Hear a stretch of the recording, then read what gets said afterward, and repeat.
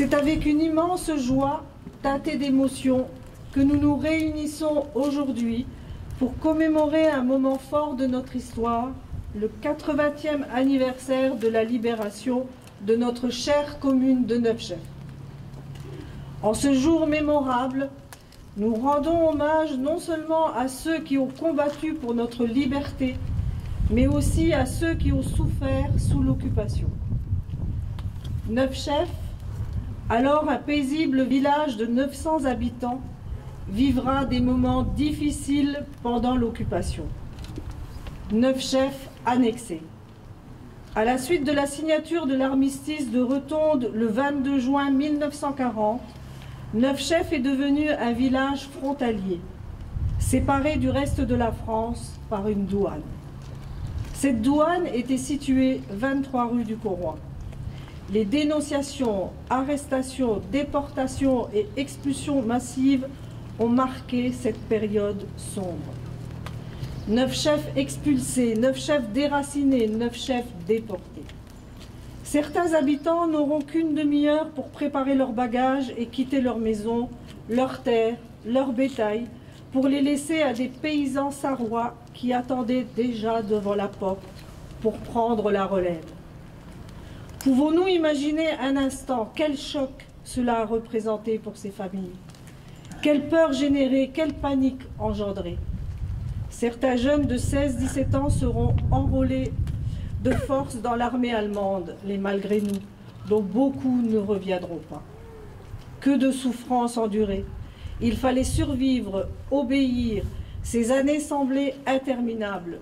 Les Neufchéfois étaient privés de tout et la préoccupation première était de manger à sa faim, confessera un témoin de l'époque. Comment pourrions-nous oublier? Comment pourrions-nous oublier dans notre commune les souffrances endurées par la population? Comment oublier les privations de liberté, la misère sociale de ces années, les mesures discriminatoires envers nos compatriotes juifs et leur déportation dans les camps de la mort? Comment oublier le sacrifice de tous les résistants de notre commune? Je fais partie d'une génération née après-guerre et qui a eu la chance de ne pas vivre cette époque et ces drames. Pour autant, même si notre génération ne l'a pas vécu, et c'est bien heureux, souvenons-nous ensemble pour que ce tragique moment de l'histoire de notre village ne soit pas oublié. Accueillons avec joie cet anniversaire pour saluer et honorer la mémoire de toutes celles et tous ceux qui ont rendu possible la libération et contribué à la paix retrouvée.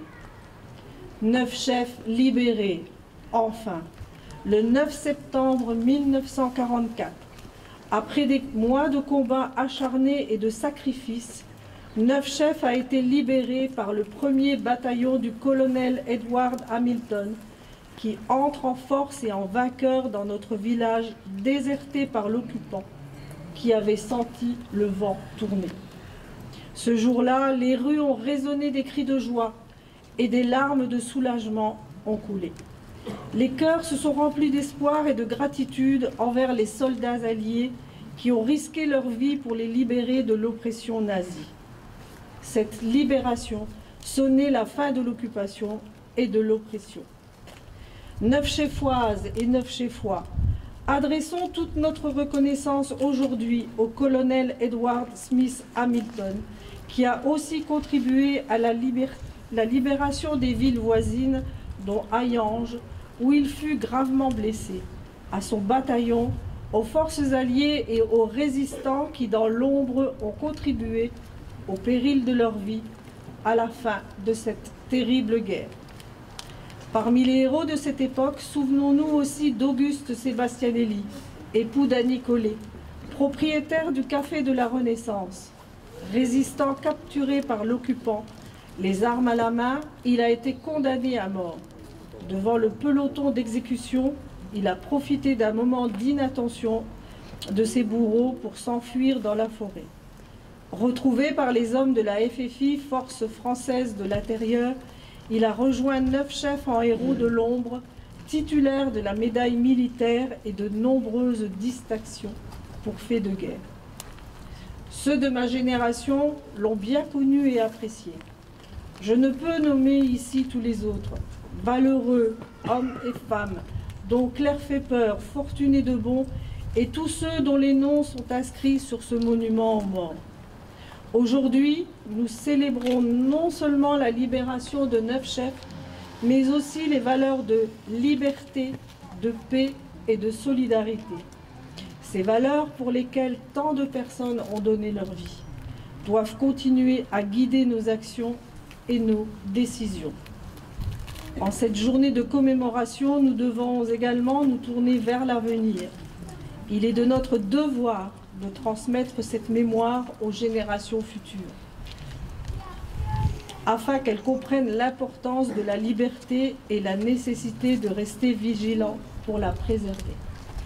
Car jamais rien n'est acquis. On a pourtant dit « plus jamais ça ». Et malheureusement, quand on regarde le monde aujourd'hui, on s'aperçoit que des femmes et des hommes meurent au combat chaque jour. Oui, la liberté et la paix sont bien fragiles. Battons-nous sans relâche pour elles. La mémoire doit être entretenue par un travail pédagogique, par l'éducation, mais aussi par des commémorations, par des traditions, comme nous le faisons aujourd'hui. Cela me donne en tant que mère, cela nous donne en tant que citoyens, et plus simplement en tant qu'êtres humains, la responsabilité que jamais ne s'éteigne la flamme de la mémoire. Nous sommes liés à cette histoire. Pour terminer, je tiens à remercier les témoins de cette libération et leurs familles présents aujourd'hui. Votre présence est un témoignage vivant de notre histoire et vous avez toute notre gratitude. Je remercie également ces 4 enfants pour la lecture qu'ils vont nous donner de poignants témoignages. Continuons à honorer la mémoire de ceux qui nous ont précédés et à bâtir un avenir de paix et de liberté pour nos enfants et petits-enfants. Il nous appartient de veiller tous ensemble à ce que notre société demeure une société dont nous soyons fiers. Voilà ce pourquoi nous devons continuellement agir. Voilà le message que je veux délivrer en cette journée du souvenir. Vive 9 chefs, vive la Moselle et vive la France.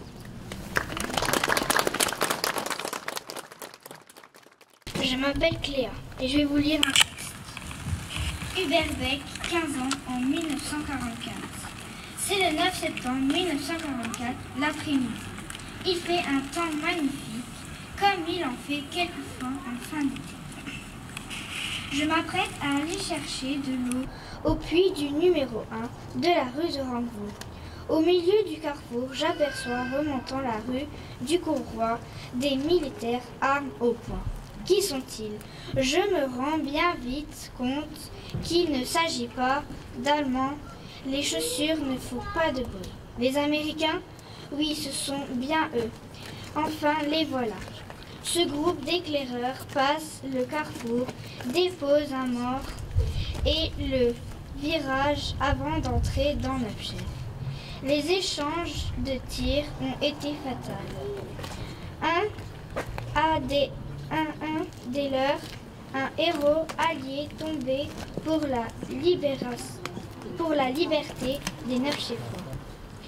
Ce premier groupe traverse rapidement le village, suivi peu après par une unité plus importante. Rien ne s'oppose à sa progression, aucun coup de feu n'est tiré. En effet, c'est la débâcle. L'ennemi a déserté 9 chefs. 9 chefs libérés.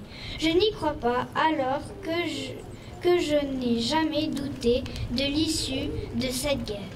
Les jours qui ont suivi, notre bande de gosses téméraires fuient partout en dehors du village.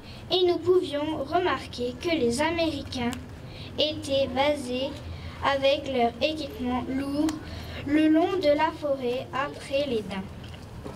Ils y sont restés de longues semaines. Ma mère lavait et repassait leur linge contre du ravitaillement, car 9 chefs, même libérés, manquaient de tout.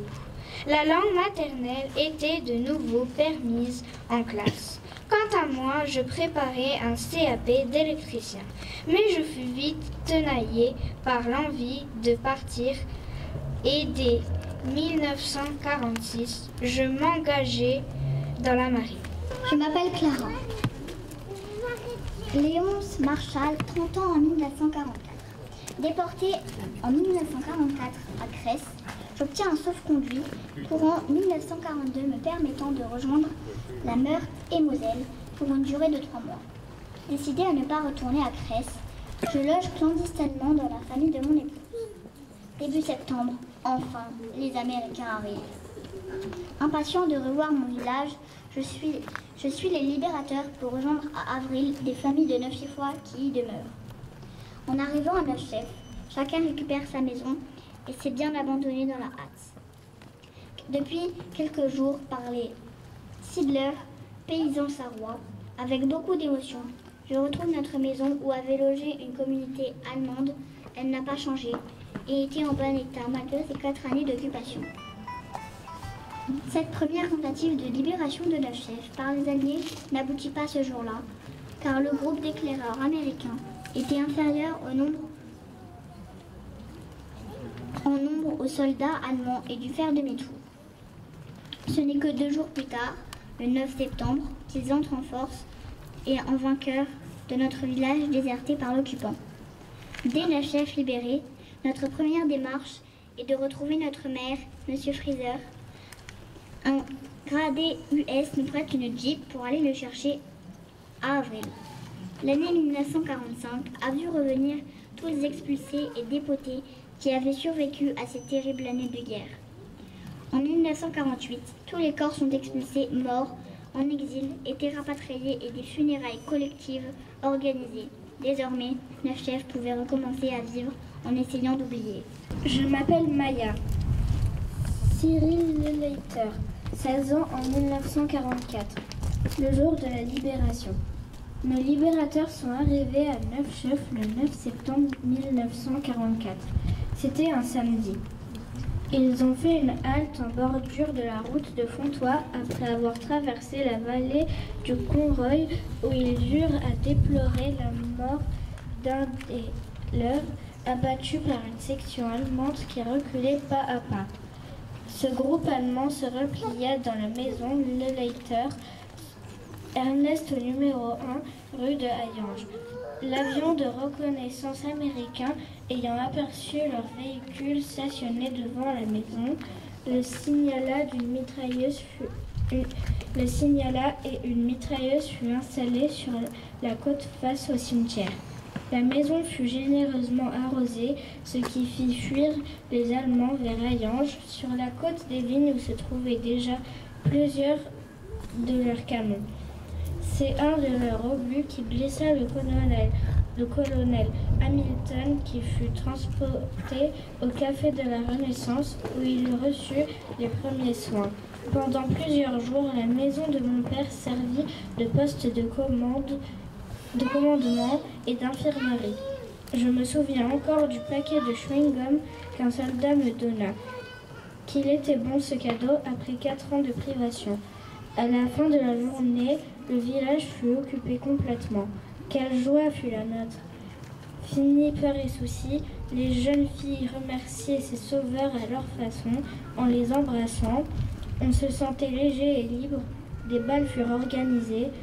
C'est de cette époque que date le swing, que les jeunes apprirent très vite et qui eut un tel succès par la suite. Nos parents ont connu la libération de 1918, nous avons vécu celle de 1944.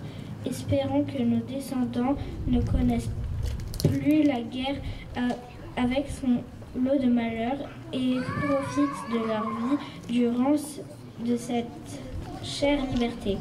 Je m'appelle Titouan Gabriel Belflor, 9 ans en 1940. Enfin le 9 septembre. C'était un samedi vers 17h18. Nous habitons au premier étage. Par la fenêtre, on voyait des soldats en file indienne descendre par le pré de Charlottetown. Mon père dit à ma mère, s'ils ont des chapeaux de cow-boy, ce sont des Américains. Après avoir ouvert la fenêtre pour profiter au mieux du spectacle, nous avons aperçu M. Frelin crier « Vive l'Amérique !» C'est alors que, venant du jardin de Monsieur Ernest le lecteur, des rafales de mitraillettes se sont mises à siffler. Peu de temps après, mon père aperçut une jeep avec un colonel, son chauffeur et 2 soldats. Il leur fit signe de s'arrêter et leur conseillait de ne pas descendre sur Rayange car le pont était occupé par les Allemands armés de mitrailleuses. Du 9 au 10, nous avons passé la nuit dans la cave du voisin, pendant que les Allemands camardaient notre village. Les premiers obus sont tombés dans les champs où se situe la cité artisanale. Ceux qui ont suivi sur le coin de la caserne, rue de la Pompe, dans notre jardin et le café Frelin. Le colonel Edward Hamilton et ses hommes qui ont libéré le chef, ils sont restés 24 heures. Une unité américaine est restée à Neuf Chefs pendant 3 mois environ. Le mess des officiers était installé chez Louis le Leiter et face au salon de coiffure Zanella. La troupe se trouvait au café Ferzin et le garage de l'armée, c'est la scierie de Ernest le Leiter. Il me reste une grande poêle qui appartenait à ces soldats. Pour nous, la libération était effective. Notre joie était immense. Nous ne savions pas alors que les hostilités allaient durer encore plusieurs semaines et que de longs mois sur rigueur nous attendaient jusqu'à la reconstruction de notre pays.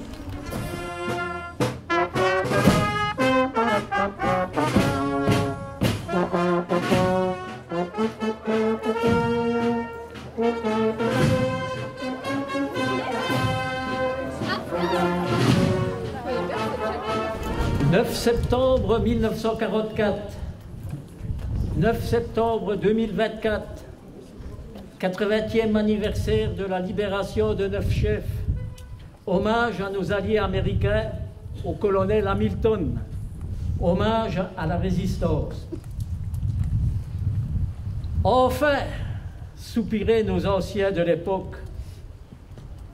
Enfin, on est débarrassé des Allemands et on retrouve notre liberté si chèrement payée. Merci à nos alliés américains. Et oui, c'était l'après-midi du 9 septembre 1944 à Neuf Chefs. Nous voici rassemblés une fois encore devant cet immeuble mémorable, au lieu de l'histoire de Neuf Chefs, ayant appartenu à la famille Collet, pour se souvenir et commémorer un anniversaire particulier, celui de la libération de notre commune du joug allemand le 9 septembre 1944. Il y a 80 ans, l'arrivée des troupes alliées à Neuf Chefs et dans tout le département de la Moselle marquait la fin des années noires de l'occupation et ouvrait un nouveau chapitre du conflit mondial qui allait trouver son heureux épilogue quelques mois plus tard. Cet immeuble, ancien café de la Renaissance, avec salle de danse renommée, a servi de quartier général à l'armée américaine. Et c'est d'ici que le colonel américain Edward Smith Hamilton et son état-major ont dirigé la libération de toute la vallée de la Fensch. Rappel historique des faits. Le colonel Edward Smith Hamilton était né le 20 mars 1917 à Dallas, dans l'État du Texas. Il était entré à la prestigieuse Académie militaire de West Point en 1935. Il en était sorti en juin 1939 avec le grade de sous-lieutenant. Début 1944, il est transféré en Angleterre est nommé assistant du chef des opérations à l'état-major de la 90e division d'infanterie.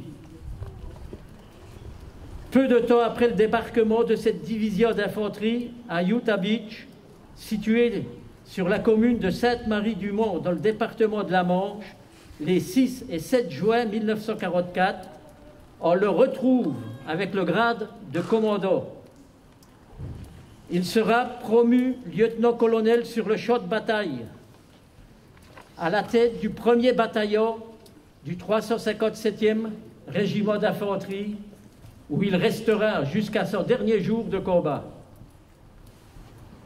La liste des batailles et des exploits de l'unité qu'il commande est longue sur la route qui le mène toujours plus à l'est, au fil des combats pour la libération de la France en cet été de 1944.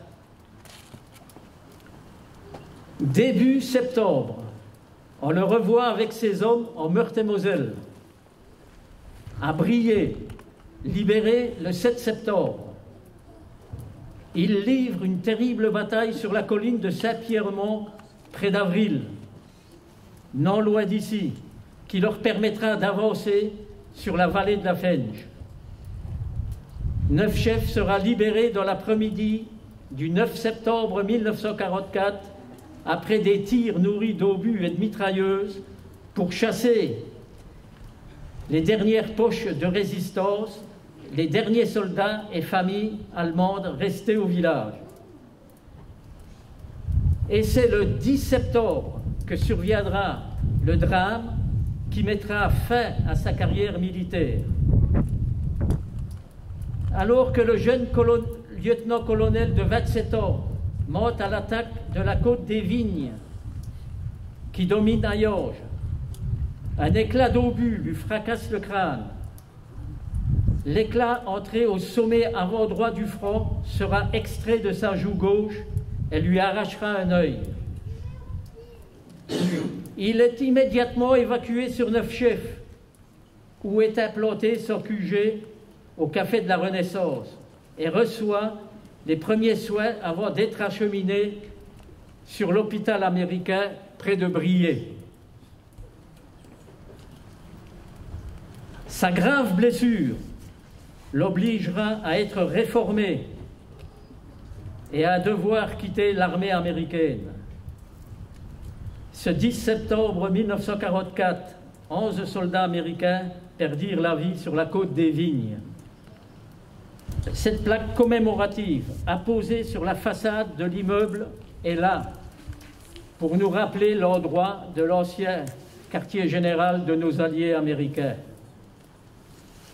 Le colonel Edward Smith Hamilton s'est éteint en 2006, chez lui à Annandale, dans l'État de Virginie.